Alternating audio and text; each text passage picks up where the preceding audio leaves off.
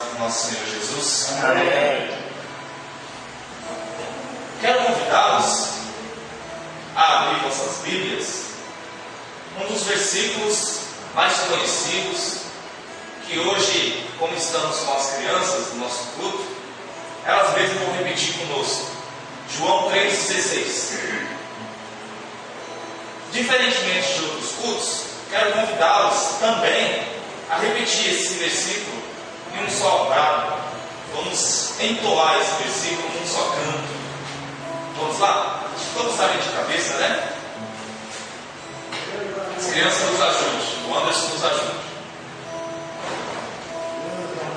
Vamos repetir? Porque Deus amou o mundo de tal maneira que deu seu Filho unigênito para que todo aquele que nele crê não pereça, mas tenha a vida eterna.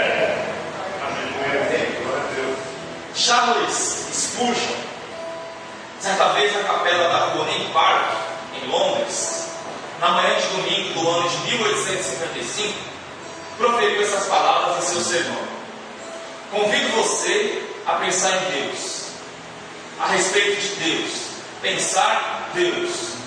Faça você um desafio: observar Jesus de perto enquanto se relaciona com seu Abba e aprende com Ele. Deseje sua companhia enquanto sai em busca de respostas para as perguntas que bem podem nos tirar o sono. Como: quem é esse Deus a quem Jesus nos ensina a chamar de Abba? Como esse Deus se manifesta? Vamos orar? Senhor, nosso Deus e nosso Pai, entramos na Tua presença mais uma vez e tiramos as nossas sandálias, pois sabemos que esta terra, esse povo, esta igreja, as pessoas que aqui se encontram, é terra santa, Senhor.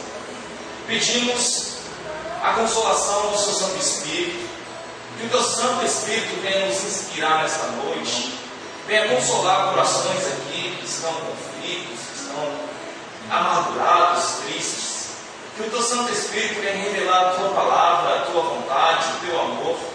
E desde já te pedimos, Senhor, nos ensine a amar. Que o Teu verbo revelado em Jesus venha servir-nos de inspiração.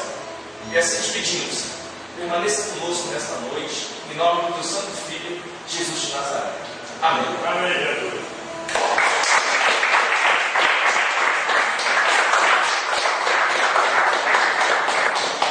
Deus não pode ser definido. O que podemos fazer é perceber. Vamos tentar perceber através dessa expressão de João. Deus amou o mundo, um pouquinho desse amor imensurável, sem medida, de Deus. Algumas perguntas frente a essa questão de que Deus amou o mundo podem, de fato, como diz Spurgeon, tirar o nosso sono, conquanto algumas respostas que Jesus nos dá podem nos preparar, nos incentivar para uma vida eterna. Deus amou o mundo, diz João. Que mundo é esse que Deus amou? A palavra mundo na Bíblia tem pelo menos 3 significados. Pode representar o mundo como natureza criada, como expressou o salmista no Salmo 24:1, que diz: o Senhor é a terra, é a sua plenitude, o mundo e aquele que neles habita. Também se refere ao mundo como sistemas de valores anti-reino de Deus, como em 1 João 2,15, que diz: não amem o mundo, nem o que no mundo há. Mas, principalmente, mundo é uma referência a pessoas ou mesmo à humanidade, como lemos nesse texto. Deus amou o mundo. Quando se refere às pessoas, o Evangelho de João, por exemplo, deixa claro que são pessoas em oposição a Deus.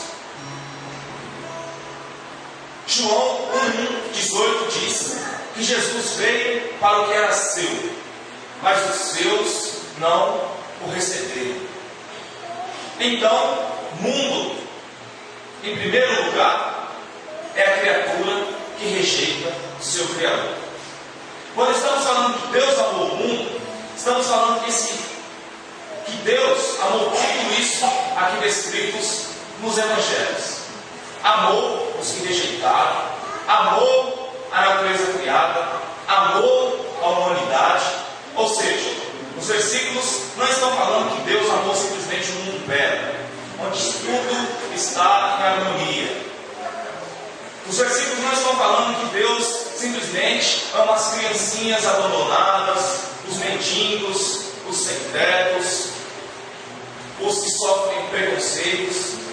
Mas quando João se refere que Deus amou o mundo, ele se refere que Deus amou também esses que abandonaram a criança, que Deus amou também esses que deixaram o mendigo vir a calhar, que amou também esse que virou as costas para ele, que amou aqueles que estavam no pé de uma cruz simplesmente para ver o martírio de Cristo. Quando João escreve que Deus amou, ele está falando que Deus amou esse mundo cheio de injustiças, infelizmente violento, de abusos. Se perguntássemos para Jesus, aos pés da cruz: Jesus, quem você amou, Jesus? Qual foi a pessoa que você direcionou a sua atenção, o seu projeto, o seu afago, Jesus, o teu olhar? Jesus responderia sem hesitar: eu amei aquele que me rejeitou. Eu amei aquele que colocou uma coroa de espinho na minha cabeça. Eu amei aquele que cuspiu na minha face. Eu amei aquele que colocou-me numa cruz. Eu amei aquele que me traiu. Interessante é que em Atos 1, verso 9, diz assim: mas recebeis a virtude do Espírito Santo que há de vir sobre vós. Receber-me-eis testemunha, tanto em Jerusalém, como em toda a Judéia e até aos confins da terra. O que isso significa? Vão até o soldado que colocou uma coroa de espinho na minha cabeça e diga que eu tenho uma coroa da vida para dar para ele.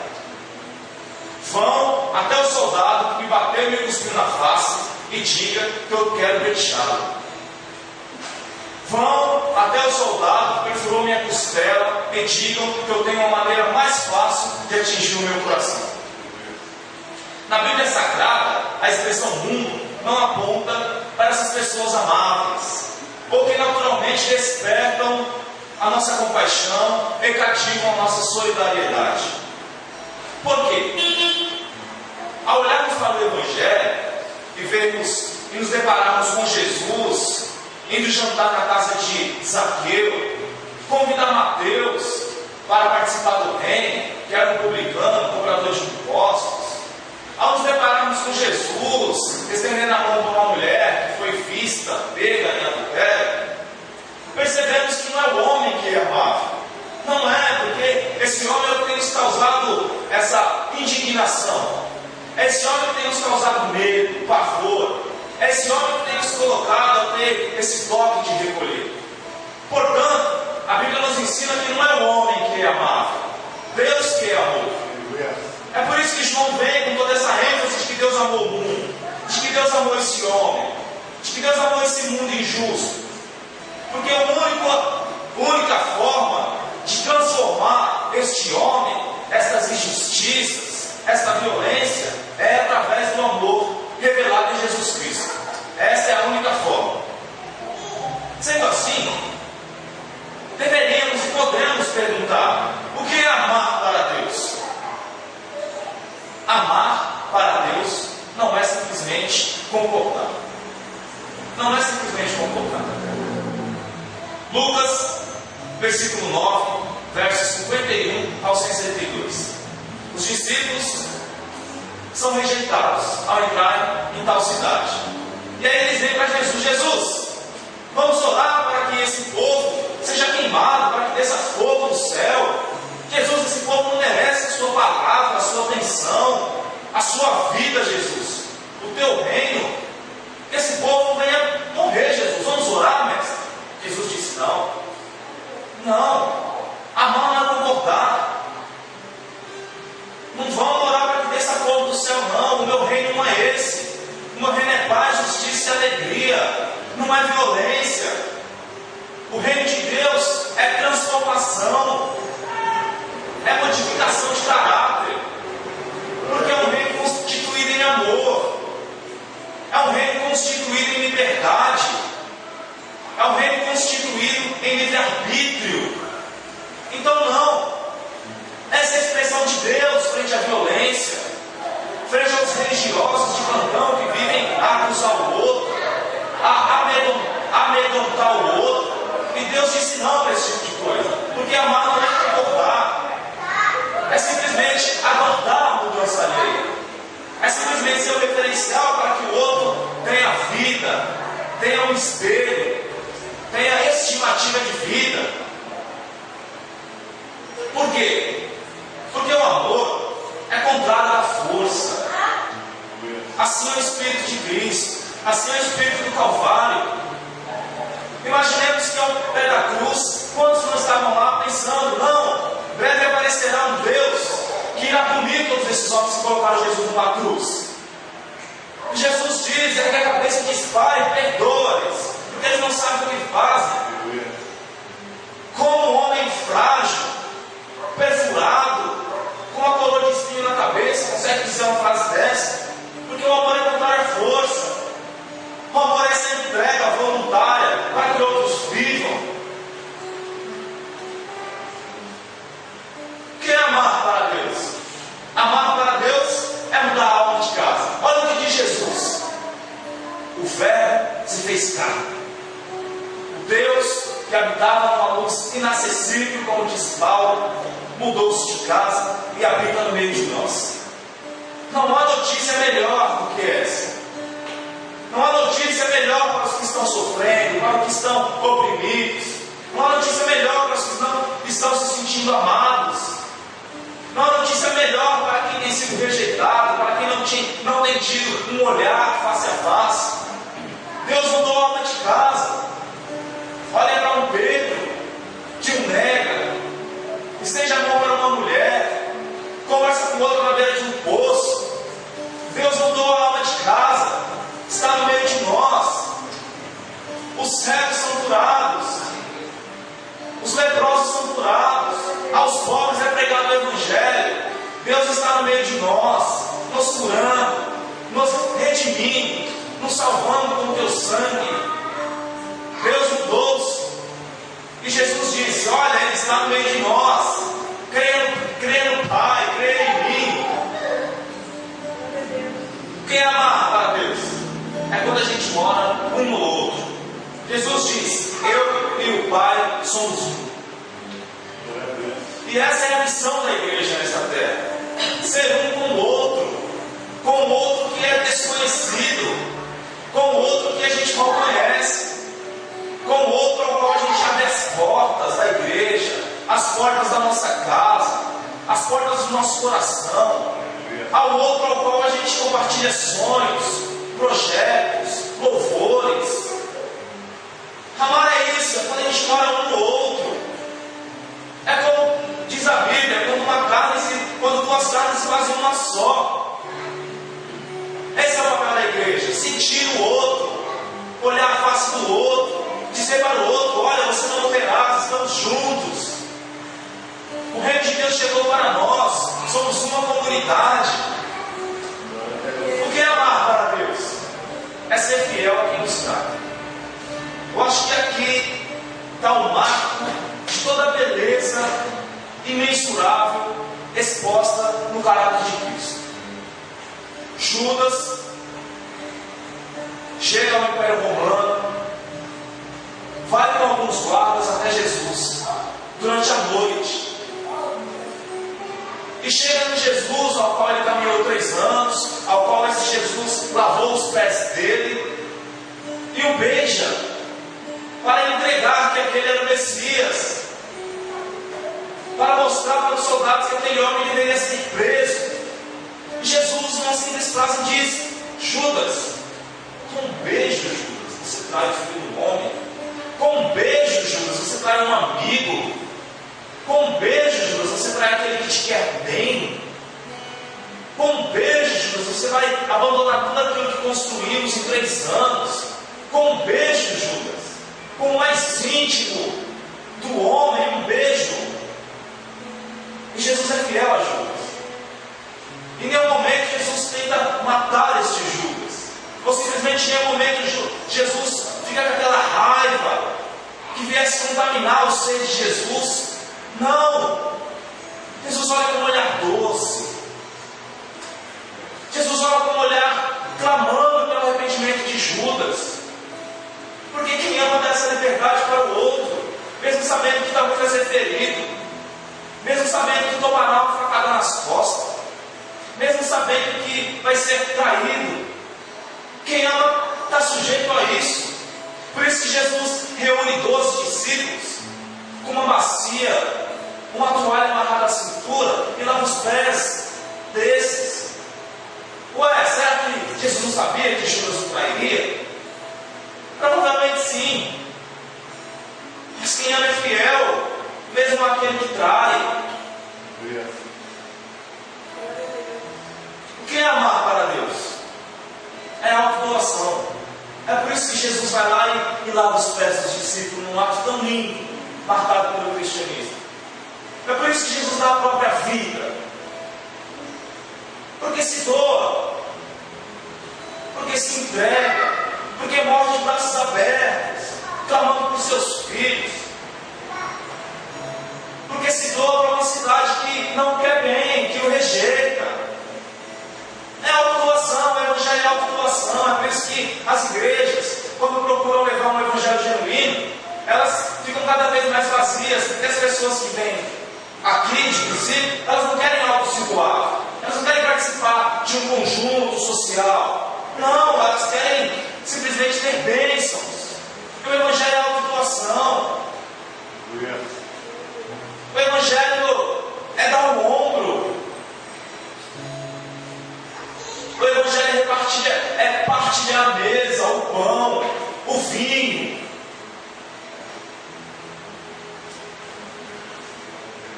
O evangelho é um Deus que dá o próprio filho por pessoas que talvez não dê as costas para ele. Isso é o evangelho. Havia uma história de uma garota cega que odiava pelo fato de ser cega. Ela também odiava a todos, exceto o seu namorado.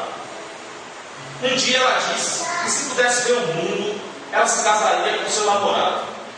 Em um dia de sorte, alguém doou um par de olhos a ela. Então, seu namorado perguntou: agora que você pode ver, você se casará comigo? A garota estava chocada quando ela viu que seu namorado era cego. Ela disse: eu sinto muito, mas não posso me casar com você, porque você é cego. O namorado, afastando-se dela, em lágrimas, disse: por favor, apenas cuide bem dos meus olhos. Eles eram muito importantes para mim. Esse é o evangelho de Jesus. Essa doação é fazer com que outros venham enxergar, é fazer com que outros tenham vida. Vida. Mesmo que estes viram as costas e dizem: não, eu não quero me casar com você, ó mestre. Eu não quero fazer uma nova aliança com você, ó mestre. Mas esse mestre fala: cuide bem dos meus olhos, cuide bem deste bem, cuide bem desta vida. Este é o evangelho de Jesus. É autodoação. É justamente exemplificado nessa lindíssima história de um namorado que doa as próprias cordas e que depois é rejeitado. Esse aqui é o nosso mestre, que morre apregoado numa cruz por pessoas infinitamente pecadoras. E a Bíblia diz que ninguém tem maior amor do que esse, de dar a vida para os seus amigos, em prol dos seus amigos, para reatar laços com os amigos. Ninguém tem maior amor do que esse. Ninguém. E Jesus, diferente de muitos de nós, sabia o fim que chegaria a mão. João 13, verso 1 diz: ora, antes da festa da Páscoa, sabendo Jesus que já era chegada a sua hora de passar deste mundo para o Pai, como havia amado os seus que estavam no mundo, amou-os até o fim. Antônio Vieira diz que aonde Jesus poderia amar, se não fosse no mundo? E ele mesmo responde, ele diz: Jesus amou e não idealizou ninguém. Às vezes nós temos projeções acerca do outro. Às vezes nós estruturamos um casamento formado de projeções acerca do outro. Bom, quando eu casar, ela tem que melhorar, tem que mudar. E essa outra também pensa isso a respeito do outro. Então são projeções. E Jesus não, ele ama cada um do jeito que cada um é. Ele sabe que Pedro tem um temperamento difícil. Ele sabe que João é aquele que brada, que quer que desça fogo do céu. Ele sabe. Jesus não idealiza ninguém. Ele ama você do jeito que você é, sem te idealizar. E te ama tanto que não permitirá que você fique do mesmo jeito.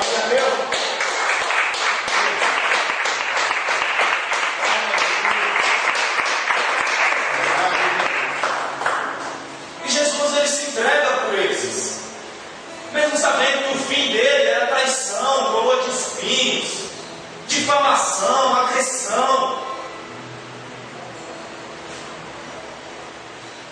Pedro chega em Jesus e diz: olha, Jesus, eles não merecem o seu amor, eles vão te trair. Jesus, eles vão te matar, Jesus. E Jesus diz: eu sei, Pedro, eu sei, ó, mas eu não sei fazer outra coisa, não sei amar. Eu não sei pegar pela espada, Pedro. Eu só sei amar, Pedro. Eu sei amar porque meu pai é amor. E assim como meu pai é amor, eu vou amar esses, Pedro. Quem é o Deus Pai de Jesus Cristo? É um Deus que ama. É um Deus do perfeito amor. É um Deus que a gente não consegue definir, mas simplesmente experimentar com o coração, com o nosso âmago. É um Deus que não dorme em intelecto. Por isso que Moisés chega e fala: quem és? E Deus diz: eu sou o que sou. Moisés, eu não consigo caber no seu intelecto. Você não vai me conter no seu intelecto, Moisés. Para me compreender, para ter experiência comigo, Moisés, é só através do coração. Quem é esse Deus? É um Deus que ama, que se faz homem, para sentir a sua e a minha dor, para estar simplesmente no meio de nós. É um Deus que ama, que entra em Jerusalém montado numa jumentinha.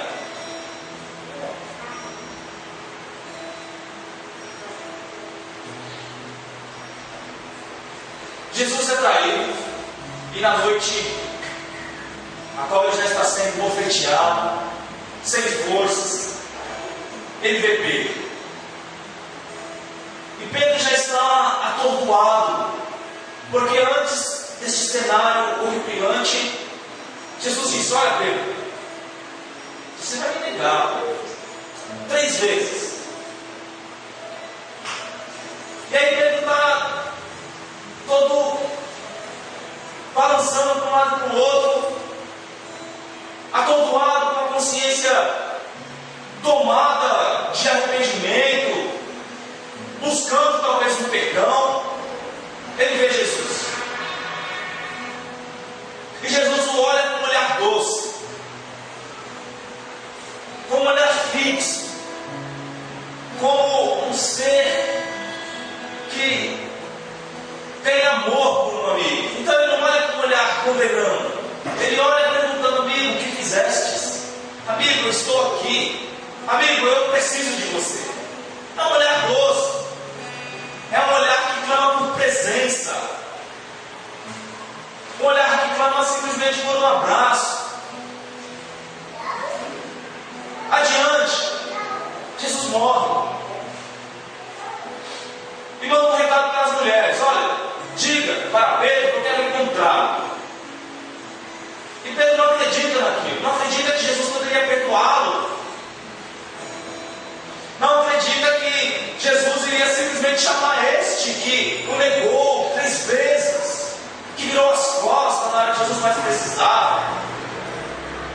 E Jesus se depara com Pedro lá, e Pedro olha todo arrependido, e Jesus diz: Pedro, não precisa falar nada, não precisa justificar, só me responda, Pedro, tu me amas?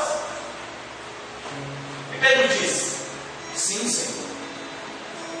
Pedro, tu me amas? Pedro responde: sim, Senhor. Na terceira, acho que Pedro toma consciência de que não tem esse amor ágape, que é o título da nossa mensagem, e diz: Senhor, de fato eu não o amo. De fato, Senhor, eu não o amo como você me ama. De fato, Senhor, eu preciso aprender contigo a amar, Senhor. De fato, eu preciso aprender contigo, ó Deus, a ser fiel a quem me trai. De fato, eu preciso aprender contigo, Senhor, a mudar a alma de casa. De fato, eu preciso aprender contigo, ó Jesus, a morar no outro, porque eu não sei. E Jesus diz: sim, Pedro, agora tu tomaste consciência do teu amor imperfeito. Agora, Pedro, apacenta as minhas ovelhas. Pois, Pedro, mesmo com o teu amor imperfeito, eu vou lhe encher de graça, de presença, do meu Espírito Santo, que estará sobre você, Pedro, e vai lhe ensinar a amar, Pedro, de tal maneira que vão olhar para ti, Pedro, e vão o confundir comigo, que vão olhar para você, Pedro, e vão ver que em ti há a minha imagem e semelhança. Porque diz a Bíblia: aquele que ama conhece a Deus. Não é aquele que cumpre rituais, não é aquele que tem medo para não pecar, não é aquele que às vezes não consegue se desdobrar porque: Senhor, eu não consigo nem me arrepender. Não, ele disse: aquele que ama conhece a Deus. E Pedro foi esse que conheceu a Deus, porque quis aprender a amar, quis se entregar. Pedro aprendeu a doar. Olha as palavras dele: eu não tenho prata e nem ouro, mas o que eu tenho eu dou para vocês. Pedro, você sabe que o seu amor é imperfeito. Basta você andar comigo para aprender a amar. Porque amar, de fato, não é fácil, Pedro. Amar é preciso.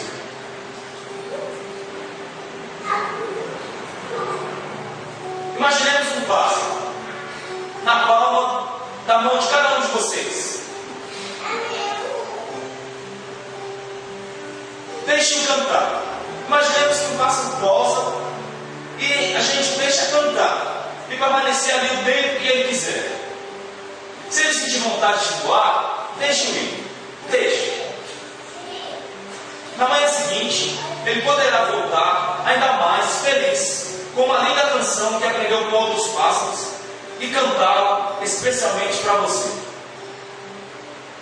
Uma canção que você jamais teria ouvido se tivesse aprendido. Assim é o reino de Deus.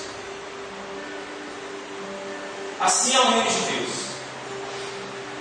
Por isso que em Gálatas diz que o reino de Deus é a liberdade, porque deixa os filhos livres, a fim de esperar que estes filhos voltem, e neste portão voltem com um canto limpo. Pai, de fato, eu errei. Pai, de fato, eu estou aqui aos teus pés. E Deus recebe esse filho, coloca um anel nos dedos, uma sandália aos pés e faz festa. Porque o reino de Deus é amor. E quem ama, acolhe. Acolhe. E meu convite para vocês esta noite não é simplesmente para aderir uma nova religião, uma nova teologia, uma nova maneira de ler a Bíblia, nem levantar a mão simplesmente onde você está e aceitar Jesus como Salvador da sua vida. O meu convite a vocês é que de fato vocês, eu, tenhamos amores imperfeitos, para que assim nós venhamos nos expor, nos abrir, para que Deus Pai de Jesus venha nos ensinar a amar, e para que seja consumado em nossas vidas o que diz a Bíblia Sagrada, quando reforça: aquele que ama conhece a Deus, porque fora do amor não há salvação. Esta é a minha mensagem para os nossos corações nesta noite. Eu quero convidá-los a se colocarem de pé, pelo nome santo de Jesus.